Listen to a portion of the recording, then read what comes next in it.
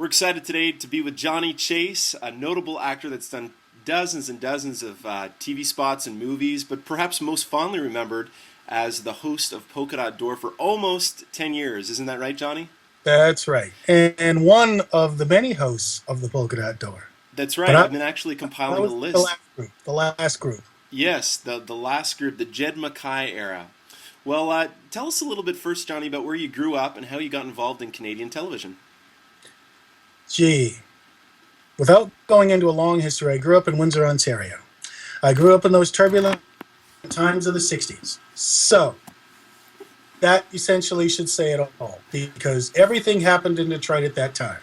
Jazz was one of the big things. Theater was not. I got my first job working in theater, believe it or not, a Christian rock group, Wow. simply because I was big enough to carry number one cable, which is about, it's cable goes in sizes of the smaller the number, the bigger the cable. Hmm. So because I could carry it, they paid me. That was my first paying gig.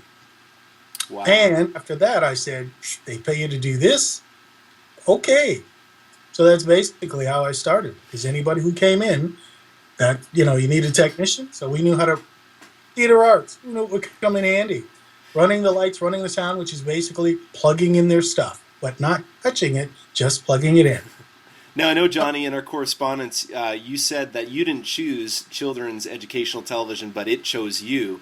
How did that come about, and in what ways has being a children's actor benefited your overall career? You mean babysitting? Yeah. For some reason, children. I'm a big guy. I'm a warm guy. So when you get a child crying, usually what would happen, and this would always happen in some place like church or the department store, some woman, sometimes I knew her, sometimes I didn't, baby would cry, I'd go up, the baby would see me, and two things would happen. Either the mother would instinctively, if I knew them, give me the baby for a minute. The baby would quiet down. Or the usual, you get up in the baby's face, and I wouldn't say a word, I wouldn't make a face, but the child would be quiet in someone's baby carriage. So I don't know why. It's this aura thing I have. But people give me their children for some reason. And I think it's simply because I'm a big guy, so when a baby cries, he wants something warm or something. And the feeling of comfort or whatever. So the Polka Dot Door just seemed to be a natural fit, I guess. So. Now, you've had the opportunity to work with a lot of wonderful people, specifically from your time at TVOntario. Who made an impact on your life, and how did they do that? It would be Jed, and it would be John Arpin. Because one, Jed he was like a football coach. He found personalities and he put them together because for some reason they worked and he didn't question. John, because I had somebody to talk jazz with. See, not coming from Toronto, to meet John Arpin, and as I said, living down in Windsor, Detroit, they had this great jazz station, and I used to play trombone. And so getting to know a lot of the Motown musicians, which lived in Windsor too. Wow. It was because all of a sudden we're talking about the same people in the same time. Right. I didn't realize how extensive John's background was. I was just a guy I met on set, but he seemed to know every single tune I hummed. So I talked to him one day about it, and pretty soon it got to be this long conversation about people in jazz and people that he knew and people that I knew. So that's what made that show great. Jed, because he took a chance, and having a wonderful guy on piano who could play anything. And when he played stride piano, because I was doing Ain't Misbehavin' at that time as well, as I say, magic happening. Carrie and we got along. I don't think Carrie trusted me at first, but it's one of those things where you trust your instincts, and if something works, you don't question. And for some reason, our voices just sounded good together. But I think it's also we had a lot of fun. So there's a lot of stuff that couldn't get in the show, but it was that comfortable feeling when two souls meet, I guess, because we sing well together, but at the same time, as if with the other two gentlemen, we trusted one another.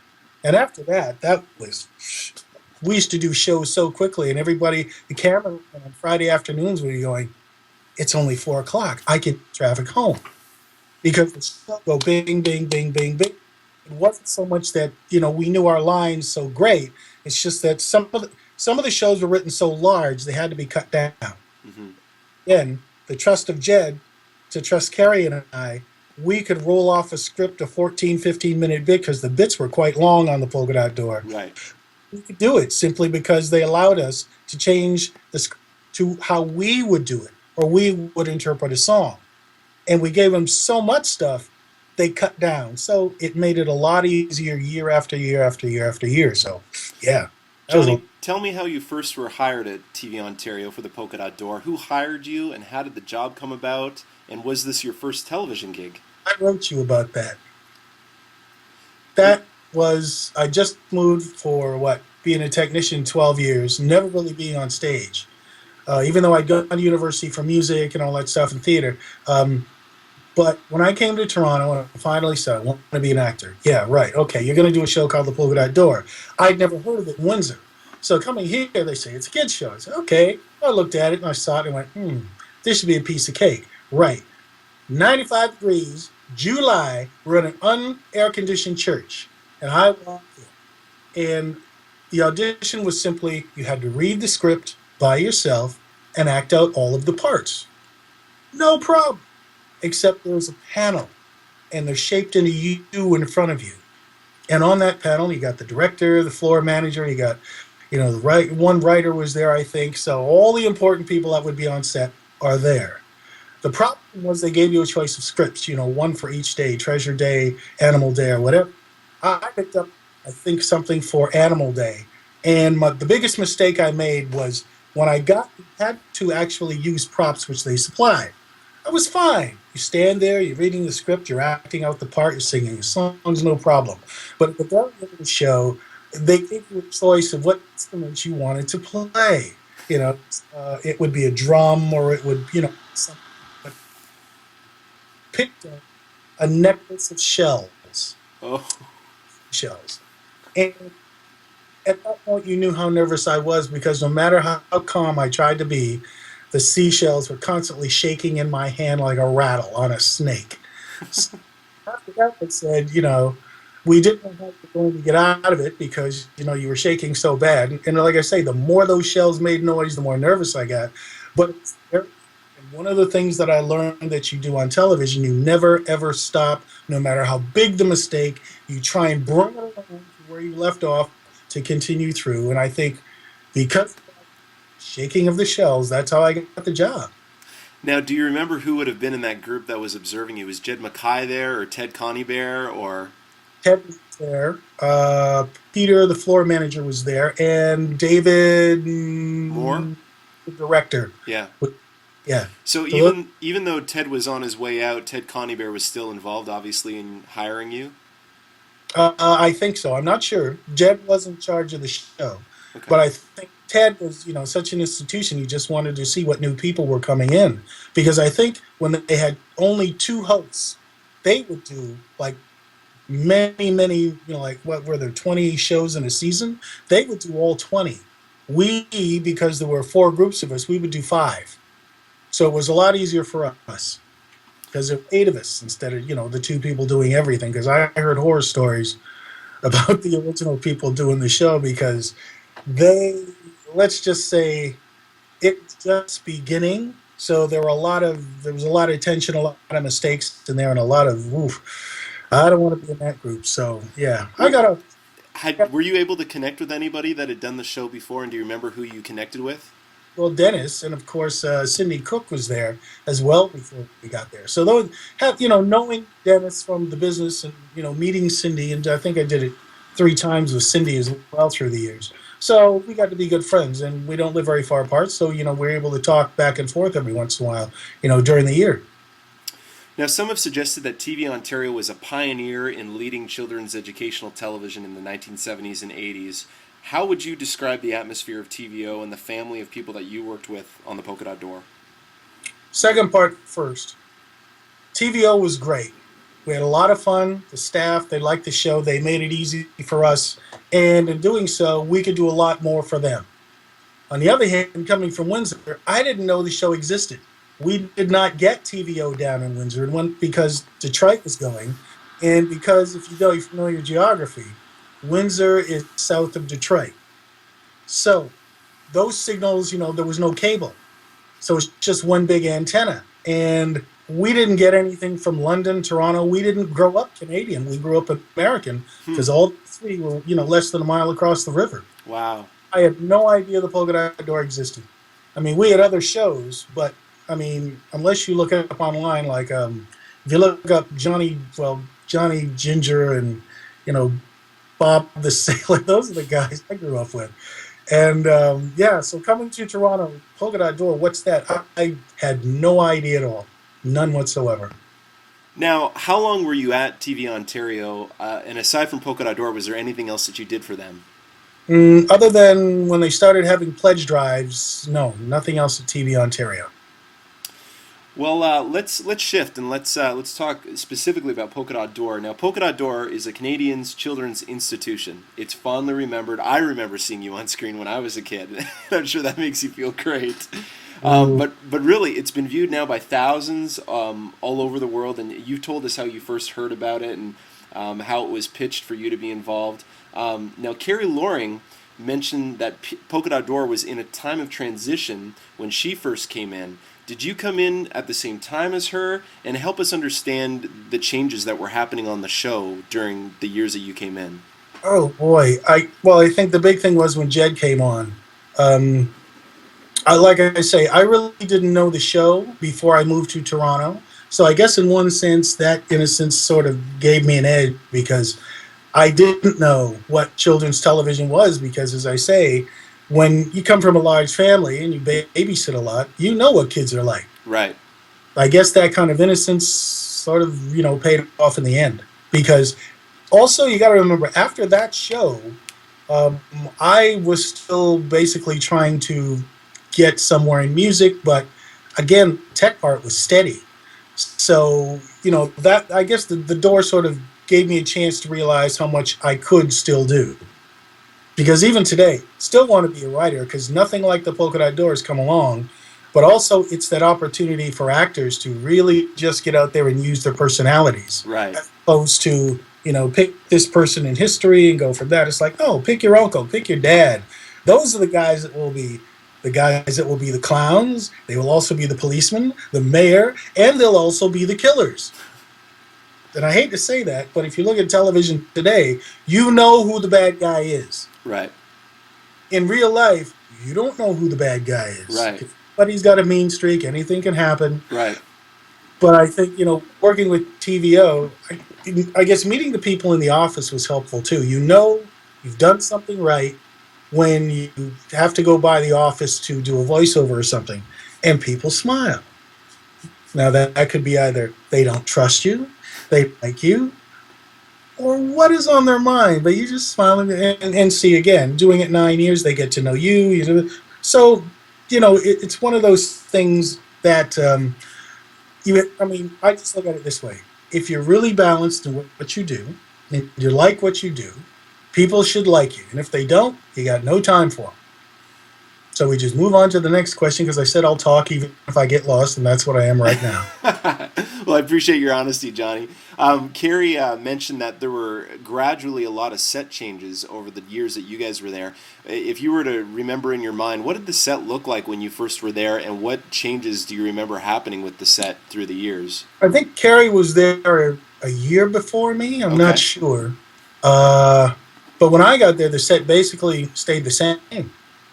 I mean, the door, the polka dots, everything else was wheeled in. So really not a lot of changes for the time that I was on the show. As you mentioned before, the late Ted Conybeare was part of the initial team that created Polka Dot Door in the early 70s. Tell us about any memories that you have of Ted. I know he wasn't really involved in your era, but even from that interview and initially, what was your perception of him? What had you heard about him? Again, I think it was just plain music. Again, knowing John Arpin and having to sit down and have a conversation with him because he was older. So when you talk about certain people, which might be around or not around, it's interesting when you realize because I was the young guy, but it's like, how old am I really in spirit? Because, those intersecting circles of life just happen to be over music. Have you ever seen? Do you know? Have you ever been? Right. So that, you're in a really good group of people and you'll do anything for them because it's like, hey, they know what I'm going to do. They see what I'm going to do. They know it's Louis Armstrong or whoever, and they'll go with it. They'll trust. Now, So, other hosts that I've spoken with that worked under Ted had said that he was just very particular about how things were done on the show. Everything yeah. from not messing with the toys, not fooling around with any of that. Did you get a sense of that? Did you have any interaction or hear anything that would? The toys were people. You treated them as people. I mean, they're icons, of course, but funny things would happen between the toys as well. It's like if you sit there, what would happen a lot of times? You do your bit. They turn the lights down, Right. and the toys would just sit there. But I tell you, you swear they were talking to each other sometimes. Call me crazy, but it's just, again, it's just the way the door was because it got so hot in the studio sometimes. The air conditioning could not be turned on while you're filming the show, but as soon as the lights went down and the heat went down and everything's in shadow, it's like, what's really happening over there? Because you see them, but you remember how animation used to be? You remember certain shows where you'd see a toy and it would suddenly move from frame to Sure. frame to frame? If you look out the corner of your eye, you swear they're laughing at you. At least that was my own imagination. But that's one of the things I guess I used on the show is too. What are they really saying to each other? Hmm. I mean, Humpty and Dumpty, and Bear and Marigold, because they always got that look on their face. But that's just me. That's just me. Now, Jed MacKay took over Ted Coneybear as producer of Polka Dot Door. What was it like? You've shared a little bit, but maybe a little bit more in depth. What was it like working with Jed, and how would you characterize his contributions to the show? Jed is just as crazy and imaginative as I am. The only thing he isn't, he hasn't got my girth or strength. So, and like I say, it's a trust thing. If you say you can do something, he says, okay, try that. And that's the best thing of all when you can tell somebody like me to do something, because if it fails, it fails. If it doesn't, it doesn't. But that kind of encouragement, I wish he coached a football team I was on like that. So one other guy I had like that, and that was an old coach, believe it or not. His name was Spook McLeod out of St. Mary's. Wow. You looked at him and you went, and he'd look at you and he'd go, but if you did it, he just went, and that's basically what Jed did. Some of the things that we would do, just spur of the moment, he'd go, keep it. And we go, really? Keep it? He goes, yeah, but you got to do it again on camera. He said, okay. So it was a good thing that he challenged us, and as long as you could throw it out there, he challenged you back. So that was good. That was really good. Help us understand how the show was shot. Did you shoot in blocks of episodes? How many at a time? And where was the show shot? Where was the studio? Oh, studio. Let's see. It was in a neighborhood. Now it's all gone. But yeah, it was. You look up in the middle of your neighborhood, and there would be this building about 4 or 5 stories tall, and it was like an aircraft hangar. So that was it, right next to the expressway, the Queen Elizabeth. And I guess the thing about it is, if you didn't know it was there, you would have no idea that this was a regular operating studio for many movies and many television shows were shot in this place. Wow. So yeah, it was in the middle of a neighborhood. There was no shopping around there at that time. Now, like I say, it's grown up so much of it. Studios are gone. So but a lot of studios used to be in the city of Toronto. Condos now, unfortunately. And help us understand how the show was actually shot. Did you shoot in blocks of episodes, and how many were done at a time? I knew you were going to get to that. You rehearsed. Oh, what was it? We rehearsed in reverse order. So we would rehearse day 1 to day 5, but we would shoot. No, we rehearsed day 5 to day 1, so it'd be fresh in your minds, and then you would shoot day 1 to day 5. And if you were lucky, you got to do 1.5 to almost 2 shows a day. But you If you got the shows done, you got the shows done. You got to go home. And from what I understand, like you guys would shoot obviously a week at a time and be hired for weeks at a time. So working on the Polka Dot Door wouldn't be something that would keep you occupied during the year. Would it be like shooting in the summertime and those episodes would air in the fall? Yeah, yeah. Basically, that's it. That was easy. How many episodes did you host and over what years? Oh, geez. So it would be 9 years, 5 years. That's 45. And we did a double 1 year. So with specials, about 50, 52, 53 episodes, I guess I'm in. And when would have your first episode had been? What year would have that been? 1984. George Orwell. Never forget that one. Wow. And the last year is 93? Yeah. Yeah, it would have been 93. And tell us, you mentioned the specials a little bit. Tell us a little bit about those specials and how they were recorded. I recently just, you saw that we got a hold of one, Poker's Birthday Party, which was interesting because Jed, he went and got some of the old hosts to come and make cameos in the special, which was neat to see. But tell me a little bit about the two specials and how they were done. I think the first special, I can't remember them now, but the first special was in studio. But the second one, we actually went on location out to a park someplace and shot some scenes out there. It was kind of weird but nice because the park, one, I didn't know it was in the middle of Toronto, but two, it's kind of hard to shoot outside when you're looking behind the camera and the wind would blow and it would be in the trees and all of a sudden you turn into a kid again. I mean, it was great and it was great to be outside. But I guess you have to be in the moment to appreciate it. So like when the wind blows through trees, but you can't hear any other sound but the wind, and you're looking at the set and you're looking at the toys and you're going, wow, this is really, I got to speak, that would happen. You get lost in the moment. So, maybe it's my nature side or something coming out. But I did the same thing when I went to St. Mary's and went to the ocean the first time. They thought I was crazy because I was, ooh, water, ooh, look at this. And they thought I was, anyway. Well, I can remember when I saw the ocean and I had a similar experience. It's true. You get lost in the moment, the beauty and the majesty of it. You ever see the full moon? Yes. When it rises up and you see it sweep across the sky like one of the old clocks that would have the moon face in it, and you see it literally rotate the earth. Well, first time I saw that I guess this is one of the things that I brought to the show, that mystery, that wonder of nature and life. First time I saw the sun coming up and then the moon straight up, and then the sky would rotate just like the clock and the horizon would get brighter and brighter. You have to see that to believe it. And growing up on the Great Lakes, I've been up north and seen the big sun that comes up there. That's wonderful too, driving up Highway 11, but when you see that moon come up in the ocean, and then at the same time, the sun is there as well on the other horizon, rotating like a clock, I'm going, what would the explorers think of this thing when they first saw it happen? I'm getting off topic again. No, I'm sorry. That's fine. Going back to the specials, do you remember why they were recorded and when you actually recorded them during the year? Well, summer. They were definitely in summer. Mm-hmm. And I guess the thing about it was at that time, with all the rumblings of TVO, you knew the end was coming. So this was something that was, it was very special to do. Well, for me, because we wanted to extend the show and do something else because I guess the big cable networks were coming in and buying everything else, and they had all of these stations which they were creating.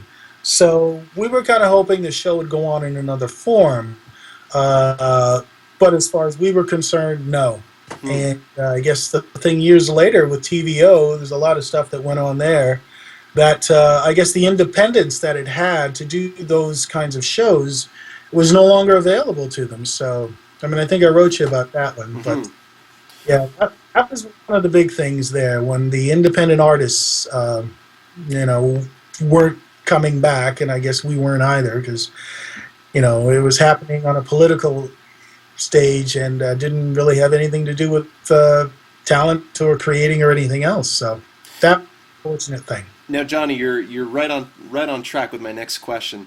When did you record your final episode, and was it sad to leave the show? You were there right to the end. Can you give us the inside scoop as to why the show ended and how you found out? I can, let's see. That's kind of hard because again, I don't, even though the show was very popular and it was getting even more popular, I cannot say why the show disappeared, but it wasn't just our show. A lot of the original programming, I think, that came in with Ted and some of the other guys, they basically, out with the old, in with the new. So I guess they thought the format was old or whatever. It's never been replaced, by the way. But I think there was such an upheaval at TVO that the new people coming in just wanted to cut everything that was from the past. So everybody went out. That was it. No real farewell, goodbyes, parties, or anything. It's just that you're out, we're in. So you would have done the last set of episodes that you did that year, probably not knowing that it was going to be the last, and you never just got a phone call to come back and do any more? Is that how you found out, or was there an announcement that the show was going to be? No, it kind of was. Well, see, we never filmed at TVO. We were always, way across town. But again, it was one of those things of, knew politically every show that was ever created before 94, it wasn't going to be around any longer, and it's just a matter of what was going to replace it. So there's a lot of politics I can't talk to you about here, but it's just that you go from being an independent station to a non-independent station. It also means going with non-union to union. There's a big increase in price there as well. So it's just one of those things that happens when a company turns over and everything has to be, anything old is gone and anything new, no matter how much it costs, it's going to be new and improved. Or so they say. Or so they say. Thank you for saying. Was there any Polka Dot Door merchandising that you remember from your time there? It's funny, they never really marketed the show as a merchandising show. So you couldn't buy Humpty Dumpty, none of the toys, nothing like that. No, it's an educational channel. So basically, they gave the show away. I know, to third world countries, but no merchandising of anything that was on the show, as far as I know. Who were your co-hosts? Can you list them for me, and do you stay in touch with any of them? Let's see, Carrie Laurie, Mishu Villani. Oh God. Oh, what's her? Cindy Cook. Those were the three ladies that I did the show with. Yeah. Oh no, and there's one more. I can't remember her name. Obviously, I don't stay in touch with them. What's her name? Jane Luke. There you go. So those are the women I did the show with. And do you stay in touch with any of them? Only online. That's the worst part about Facebook and things like that. Once you grow apart, and at that time, our careers, we do different things, so we went in different directions. And some got married, some had children, and after 6, 7, 8, 9 years, growing apart, you just don't see anybody anymore. Okay, we're going to play a name association game. Some of these names you will definitely recognize. Others you may have not heard in a long time. Others you may not know at all. And if you don't know them, we can just pass. First name, Ruth Vernon. Yep. Nice lady. What do you remember about Ruth? Man, that's 20 years ago. Nice lady. David Moore. Crazy, always cracked the whip, but had a great sense of humor that when something worked, he would let you go with it. But if you did it wrong, he'd remind you. Really nice man. Really nice man. John Arpin. John Arpin. Oh, man. Love talking history and music with him. You could learn so much, but boy, he had thunder in that left hand, man. My God. Stride piano, he could play stride piano. When I first asked him about that, no one ever asked for it anymore. It was a piano style that had gone, by the wayside. But man, he was thunder on the keys, boy. And if you grow up in the church, every good church piano player in gospel has a great left hand. So John and I got on real good. And we like food, too. Cindy Cook. Cindy Cook, tall girl, just as crazy as I am. Our birthdays are very similar, so our personalities.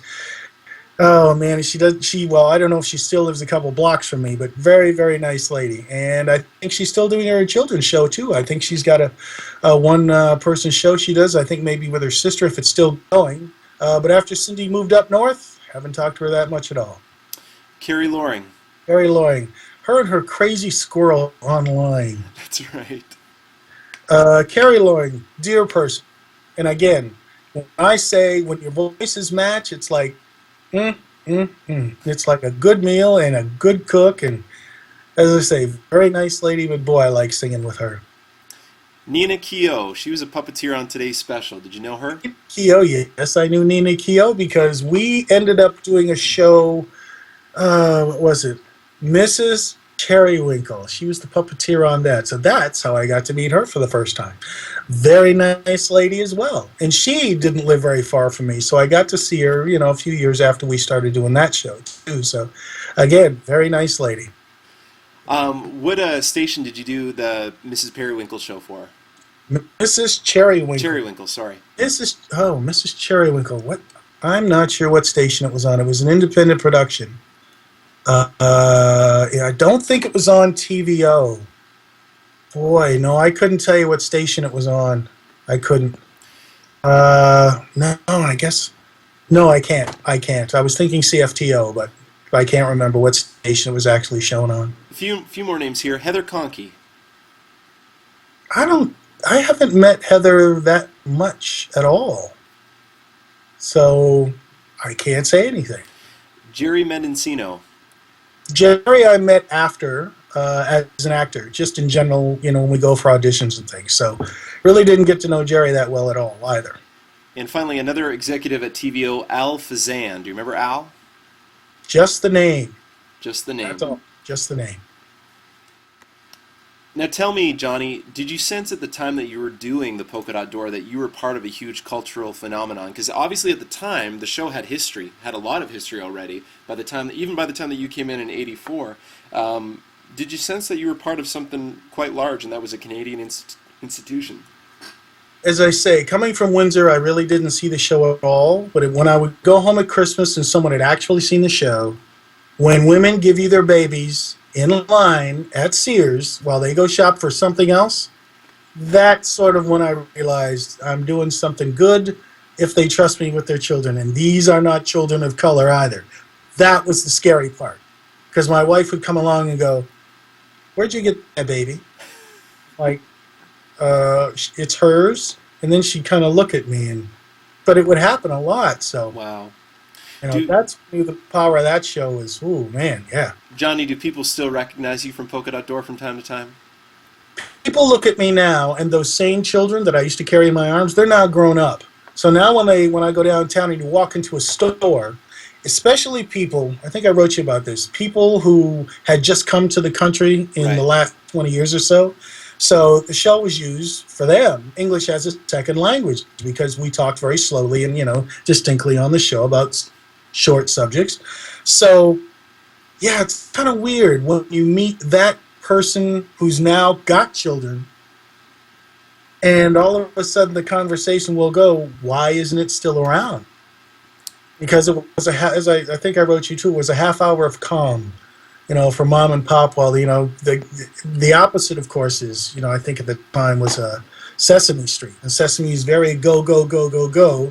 And so when our show came on, I think just before it, that half hour of calm during dinner, I made more friends, like I say, standing in line, waiting at the show, doing whatever.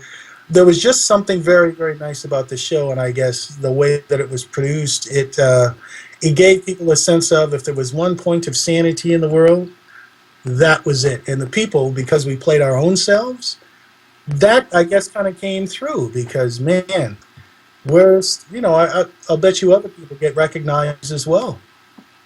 And that actually leads us really well into my next question, Johnny.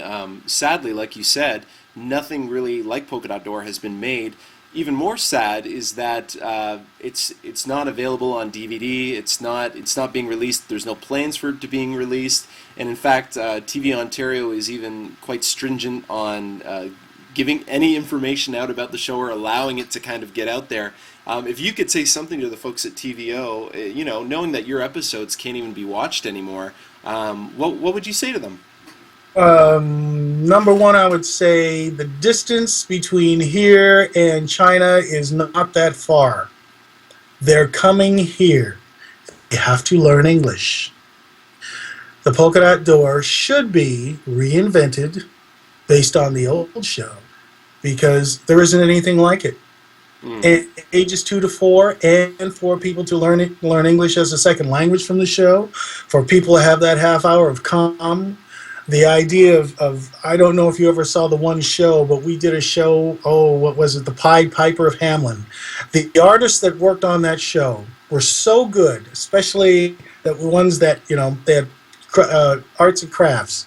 But when they had to build a prop, the scariest, most horrible thing I've ever seen happened on that show. I don't care what Alfred Hitchcock did in his shower scene.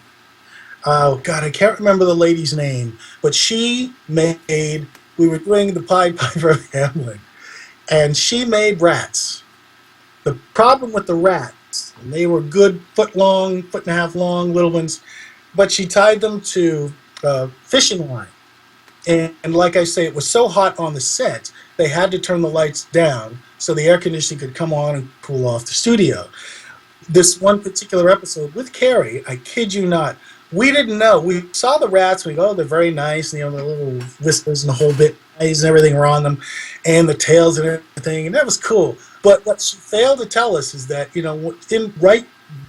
just before we broke for lunch, she rigged it up. And if you remember the chest on the set, yeah. Okay, the rats were in the chest. What she didn't tell us is that in the darkness of the studio, she was going to try out being the Pied Piper of Hamelin. And what she done, she rigged them all up with fishing line. So in that little bit of darkness, we didn't see the fishing line. We just saw 50 frickin' rats come out of this trunk, and and then we realized, it's the prop for the next bit. But the artisans on the show were very, very, very good. I got to give them that. If you get me running out of a studio because of a fake rat, that's a pretty good piece of artwork there. So now, Johnny, obviously you said you had a big family. How does it make you feel that your episodes aren't available anymore and that they're, locked away in some archive, kind of never to be seen again? Well, like I say, for the whole show, it's kind of sad because everything today is so slick, it's so rehearsed, it's so polished. You don't get a chance to see any flaws. And you also don't really get a chance to see, again, because of HD television, Carrie and I will never be on the same show if we did it again. Because on TV, you're not seeing what's under this dark sweatshirt I got on. You do grow through the years, and it's been a long time. But yeah, because of HD, everybody has to be so small and so skinny. You're never going to get that contrast of a big guy and this little woman that happen to make very good music together or do arts and crafts. You're not going to get that because everything is based on image and not necessarily on talent. Very true. A couple of wrap-up questions, Johnny, as we go into the ninth inning here. What do you think was your greatest contribution to the Polka Dot Door? My greatest contribution? Having green eyes. Really? Green eyes? How many green-eyed men of my color do you see on television? Very true. And because I'm not too dark, too black, too blue, the green eyes with the brown, honey-colored skin as a bear works quite well. What was your favorite episode that you did of Polka Dot Door, Johnny? Oh, favorite episode. Oh man, that's going to be a good one. I would say my favorite, oh God, we did a show in about 25 minutes one day, but I can't remember what it was. But definitely, the most striking one was the one about the rats. I will never forget that day. Oh, because still in my mind now, I'm going to have nightmares tonight. Now, aside from the rats, speaking of animals, what is your favorite memory? Wait. And I have to say something, too, about the animals on the show. Please do. Do you remember the names? Oh. I'll help you out. Yeah. GP. Oh, How could I forget GP, the giant, giant guinea pig that I guess the thing about GP, when you first met him, he's about 4 inches long and about 2 inches wide. But I guess nobody bought him at the pet shop because by the last show that I'd done, GP was about a foot long and about 7 inches wide. Now, was it the same animal, or had they? He, I think, was the Oh same my year after goodness! year. Now, who took care of them? Oh, somebody would bring them in. I'm not sure where they came from, but somebody knew a pet store or they'd find a pet store. Now, the real problem was the rabbit. Bunny. Yes, Bunny. First year I met Bunny, I'd never seen a bunny that big in my life. This bunny came in, and I'm telling you, when my first year, they said, okay, it's Animal Day. All you have to do is pick up the bunny and talk to him. Nice, easy. I picked that bunny up. Them claws came out like this, and that thing went. Put that bunny down. I never went back near that bunny. That was the biggest bunny I'd ever seen in my life. Wow. Now, 9 years later, I'm not doing the show, but I'm on the set that day. Some two other people are doing the show. But one of the things that I noticed, on the show was if you notice the way it was lined up, you had GP on one side, a glass partition, and then, the bunny was on the other. Mm-hmm. Problem was, GP got so big, they got a new bunny. Bunny did not know you do not cross the plexiglass because let's just say when the rabbit went over the fence, I remember the scene. I think it was Robert Lee was doing the scene, and he's sitting there and he's talking, and all of a sudden you heard and fur coming up over Robert's shoulder, and then and he just kept on. He had no idea what was going on. But when they cut to the bunny, Bunny's in the corner going, and Bunny wouldn't come out of the far corner. I went, oh God! He jumped the fence, and GP got him. My goodness! So GP gave him a run for his money, and was bigger than the bunny by that time, about the last show. So now, were there? You had the budgie and you had the goldfish. Do you remember the goldfish names? Oh, no. No. Now they would have had to die every couple of years, right, and been replaced. Times on the set, yeah, they would die. Yep. Wow. Yeah. Wow, that's incredible. Okay, last question, Johnny. Sorry, did you want to say something? No. I'll tell you when you're not recording. Okay, sounds good. Last question as we finish up here. Did you retain any videos or pictures from your time on Polka Dot Door? I have videos somewhere, but I don't have a video machine anymore, so I'm not sure if I gave them away to nieces, nephews, or whatever. But they exist somewhere. I just don't know where. Very good. Well, hey, man, thank you so much for taking time to do this interview today. I know that hundreds of people that will end up watching this over the years are just thankful for someone like you. You were, like you said, that green-eyed, honey skin-colored, big teddy bear that they looked forward to seeing too. And you left a lasting impression on many, many Canadian kids. I will never play a killer. That I found out too through the years. You look too nice. I'm going, most nice looking guy. They are the killer. I'm always the cop, and always the sidekick that gets eaten by the monster. That's me. Well, I know we'll probably talk for a couple of seconds after this, Johnny, but thank you so much for doing this, and thank you for your contribution to Polka Dot Door. No problem. Go Argos!